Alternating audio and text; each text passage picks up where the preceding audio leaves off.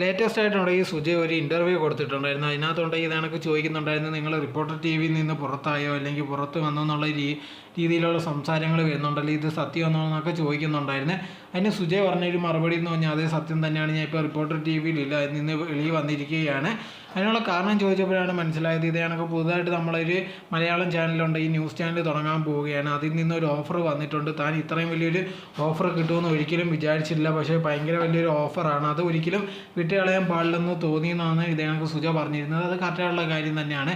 ഇപ്പോൾ നല്ല ഓഫറുകൾ അല്ലെങ്കിൽ ഇതേണക്ക് വലിയ വലിയ ഓഫറുകൾ വന്നാൽ അത് നല്ലതാണെങ്കിൽ ഏറ്റെടുക്കണം, എന്നാൽ മാത്രമേ നമ്മൾ ജീവിതത്തിൽ വളരാൻ പറ്റൂ, അതല്ലാതെ അവിടെ തന്നെ നിൽക്കാനേ പറ്റത്തുള്ളൂ. ഇതേ കാര്യം റിപ്പോർട്ടർ ചാനലുണ്ടെങ്കിൽ അരുണും പറഞ്ഞിട്ടുണ്ടായിരുന്നു, ഇതേ കണക്ക് ഞങ്ങളുടെ കൂടെയുള്ള ഒരാൾ പോകുന്നത് നല്ല കാര്യം തന്നെയാണ്, നല്ല ചാൻസ് കിട്ടി ഇതേ കണക്കത്തുള്ള ജേർണലിസ്റ്റുകൾ വളർന്നു വരുന്നത് നല്ലതാണെന്നുള്ള രീതിയിൽ പറഞ്ഞിട്ടുണ്ട്.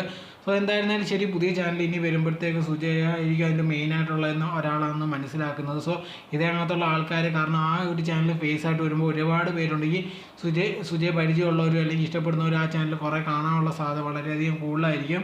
എന്തായിരുന്നാലും നല്ല ഭാവിക്ക് വേണ്ടി അതിലോട്ട് പോകുക എന്നാണ് പറഞ്ഞിരിക്കുന്നത് സുജ.